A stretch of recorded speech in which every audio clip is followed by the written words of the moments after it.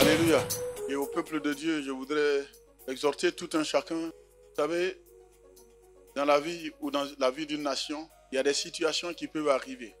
Ce qui ressort de toute cette situation, quelle est la position de Dieu? Alléluia.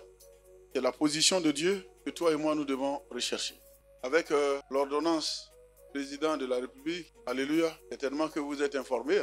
On dit non par rapport à l'Église. Je voudrais dire à chacun de nous, une ordonnance, elle est exécutable, doit être exécutée à l'instant. Ça, c'est le président de la République. Et à partir de cet instant, on ne lutte pas avec l'autorité, on négocie. Ça ne sert à rien d'affronter l'autorité. Dieu dit de respecter les autorités. Il y a certainement une motivation, quelque chose qui s'est passé. Et puis les décisions ont été prises. De manière concertée ou pas, il faut repartir vers l'autorité. On s'organise et on part vers l'autorité pour vraiment négocier. Si c'est possible de l'enlever, on l'enlève dans les négociations. Si ce n'est pas possible, qu'on essaie d'assouplir un peu la chose.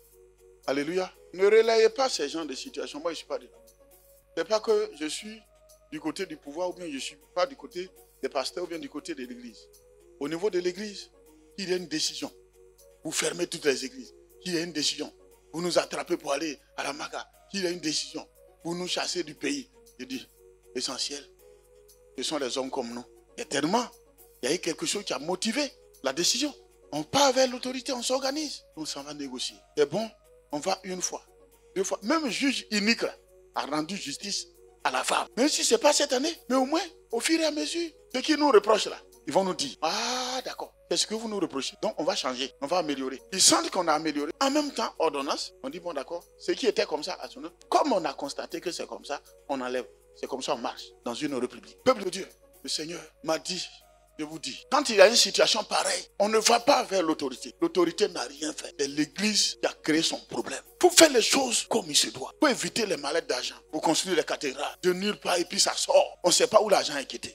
Et on finit un programme. Et on s'en a fait un versement, par exemple, 1 milliard. C'est douteux. Dieu bénit. Ce qu'ils ont fait là. C'est vrai, les fidèles peuvent donner. Mais j'ai dit, oh, les fidèles font quelle activité? Entre-temps, quand on regarde, mais les fidèles, mais ils n'ont pas. Leur vie même est malheureuse. Ce sont des motivations. C'est pour cela aujourd'hui, il faut entreprendre. Faites tes activités. La vie chrétienne, même la foi chrétienne. Isaac n'a pas eu malade d'argent. Isaac sema. Il faut semer. Il faut travailler. Il faut entreprendre. S'il y a un serviteur de Dieu ou un homme d'affaires qui veut t'envoyer de l'argent, il envoie ça par la banque. Il t'envoie et puis il te finance. Ou bien, c'est faux. Les églises poussent en une semaine et on ne sait pas où l'argent est quitté.